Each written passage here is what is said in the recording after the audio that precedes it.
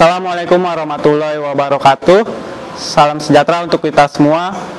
Puji serta syukur kita panjatkan kepada Allah Subhanahu wa taala karena atas berkah dan limpahannya kita diberikan nikmat kesehatan dan juga nikmat kesempatan. Terkhusus di kala pandemi kali ini kita selalu bersyukur karena selalu diberikan nikmat kesehatan dan juga bersyukur diberikan nikmat kesempatan untuk dapat mengikuti pembelajaran kali ini. Sebelum memulai pelajaran, saya memperkenalkan diri terlebih dahulu. Perkenalkan, nama saya Muhammad Ilham Al-Fatah dan saya mengajar di jurusan Teknik Pemesinan. Ya, bismillahirrahmanirrahim. Kita mulai ya pembelajaran kita kali ini mengenai Teknik Pemesinan. Dan sebelum kita memulai pembelajaran, alangkah baiknya kita berdoa terlebih dahulu ya. Karena semoga apa yang kita pelajari hari ini membawa berkah dan juga bermanfaat untuk kedepannya. Berdoa dimulai. Doa selesai. Nah, pada mata pembelajaran kita kali ini yaitu tentang teknik mesin bubut mengenai KD 3.1 ya, yaitu memahami bagian-bagian mesin bubut berdasarkan jenis dan fungsinya.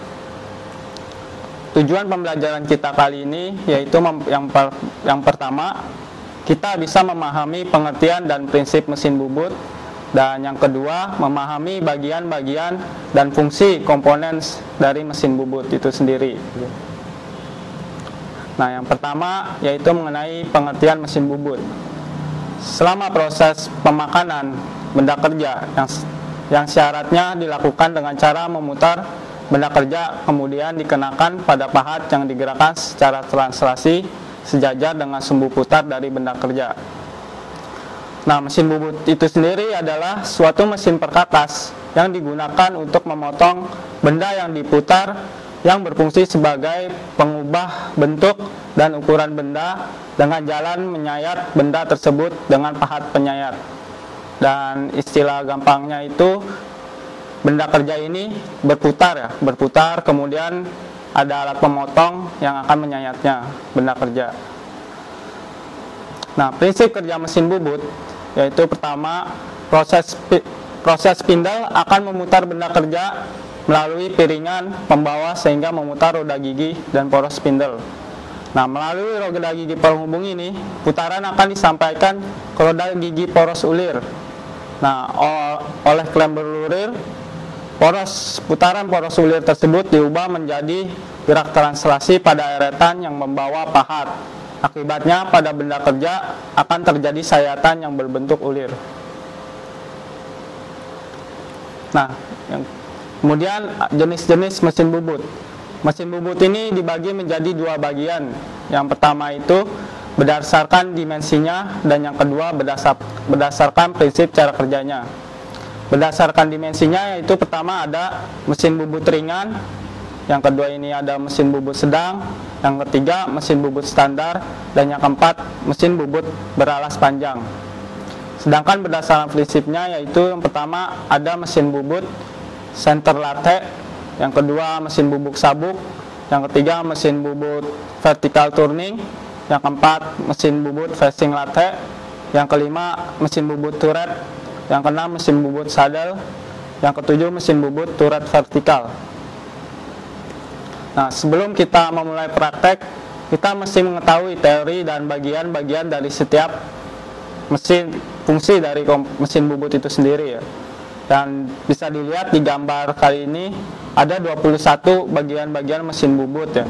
Yang pertama ini ada headstock, kemudian yang kedua knop pengatur kecepatan putaran, yang ketiga handle pengatur putaran, yang keempat cuk atau cakram, yang kelima ada benda kerja itu sendiri, yang keenam ada pahat, yang ketujuh tool post dan eretan atas, yang kedelapan eretan lintang, yang kesembilan bed mesin, yang 10 senter jalan, yang 11 tail stop, ke-12 pengunci barel, ke-3 lead screw, 14 feeding shaft, 15 roda pemutar atau penggerak eretan memanjang, yang ke-16 rem mesin, 17 main switch, yang 18 coolant motor switch, yang ke-19 tabel mesin, yang ke-20 pengatur arah feeding shaft, Dan yang terakhir 21 yaitu handle lead screw. Nah, mungkin saya akan menjelaskan mengenai lebih detail gitu, mengenai komponen dan fungsi dari setiap masing-masing bagian mesin bubut yang tadi. Yang pertama itu kepala tetap atau headstock. Nah, kepala tetap atau headstock terdapat spindle utama mesin yang berfungsi sebagai dudukan beberapa perlengkapan.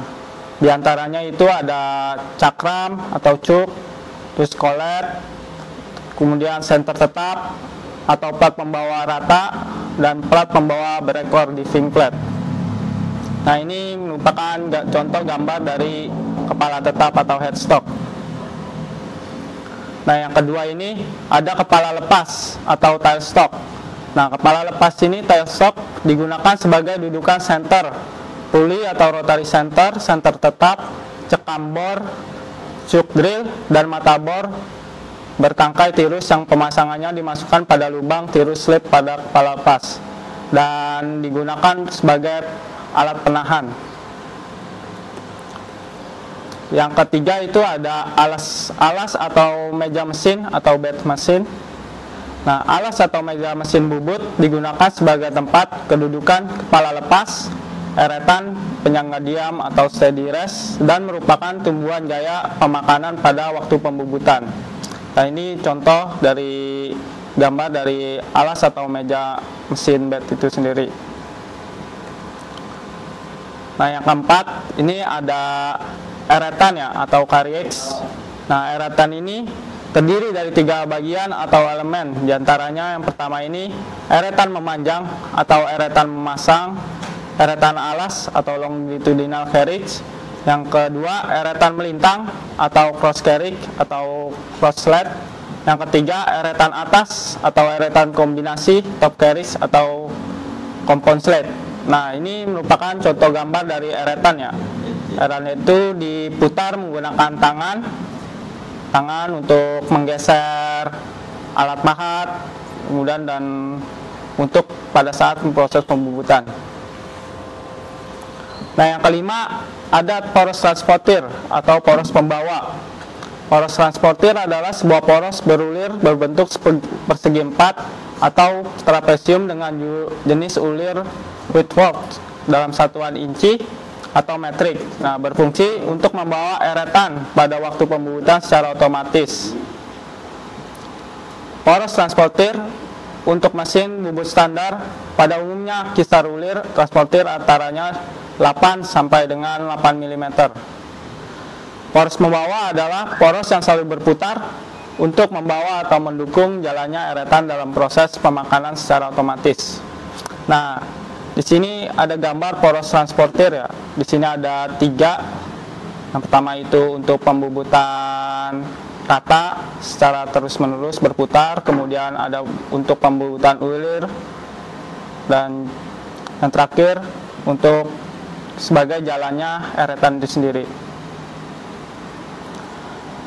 Nah, yang keenam ini ada tuas atau handle.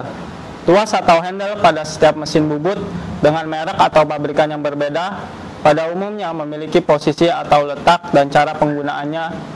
Maka dari itu, dalam mengatur tuas atau handle pada setiap melakukan proses pembubutan harus berdoman pada tabel-tabel petunjuk pengaturan yang terdapat pada mesin bubut tersebut. Dan umumnya tuas atau handle ini digunakan untuk mengatur kecepatan dari putaran cakram mesin bubut itu sendiri. Nah, yang ketujuh yaitu ada penjepit atau pemegang pahat tool post. Nah, pemegang pahat standar adalah di dalam mengatur ketinggian, pahat bubut harus memberi ganjal sampai dengan ketinggiannya tercapai, dan pengencangan pahat bubut dilakukan dengan cara yang standar, yaitu dengan mengencangkan baut-baut yang terdapat pada pemegang pahat. Nah, penjepit atau pemegang pahat ini berfungsi ya, fungsinya itu untuk mengencangkan pahat, dan juga di sini ada handle, ada tuasnya yang digunakan untuk membuka kemudian memutar tool post itu sendiri, dan juga ada baut yang digunakan untuk mengencangkan pahat. Nah, yang ke-8 ini ada alat pencekam atau pengikat benda kerja. cekam atau cuk adalah salah satu alat perlengkapan mesin bubut yang fungsinya untuk menjepit, mengikat benda kerja pada proses pembubutan. Jenis alat ini apabila dilihat dari gerakan rahangnya dapat dibagi menjadi dua jenis, yaitu cekam sepusat self-centering cuk dan cekam tidak sepusat independent cuk. Nah, ini contoh cekam ya, ada dua contoh cekam sepusat dan tidak sepusat. Dan cekam ini terbagi lagi, ada yang cekam 3 atau rahangnya ada 3, dan yang kedua cekam 4 atau cekang rahamnya ada 4. Nah, contoh yang digambar ini adalah cekang raham 4. Nah, yang ke-9 ini alat pembawa. Alat pembawa ini termasuk alat tambahan ya pada proses pembubutan. Yang termasuk alat pembawa ini ada plat pembawa dan pembawa latedok. Plat pembawa ini terbagi menjadi dua, yaitu plat pembawa permukaan bertangkai atau driving plate dan plat pembawa permukaan rata atau face plate. Nah, ini contoh gambar dari alat pembawa driving plate dan flash plate. Nah, yang ke-10 alat penahan benda kerja. Nah, alat penahan benda kerja pada mesin bubut standar ada dua, yaitu penyangga dan senter. Nah, yang pertama ini penyangga atau penahan. Salah satu alat pada mesin bubut yang digunakan untuk menahan benda kerja yang memiliki ukuran relatif panjang. Penyangga pada mesin bubut ada dua macam, yaitu penyangga tetap, steady rest, dan penyangga jalan atau follow rest. Nah, ini contoh gambar dari penyangga tetap atau steady rest dan juga penyangga jalan follow rest. Nah, yang kedua ini ada senter. Nah, senter ini terbuat dari baja yang dikeraskan dan digunakan untuk mendukung benda kerja yang akan dibubut. Ada dua jenis senter, yaitu senter tetap atau mati. Senter yang posisi ujungnya senter diam tidak berputar pada saat digunakan. Dan senter pusat, senter yang posisi ujung senternya selalu berputar pada saat digunakan. Nah, senter ini digunakan sebagai alat penahan pada benda kerja agar benda kerja tersebut tidak goyang pada saat proses pembubutan. Sekian presentasi pembelajaran kita kali ini. Kurang lebihnya mohon maaf. Wassalamualaikum warahmatullahi wabarakatuh.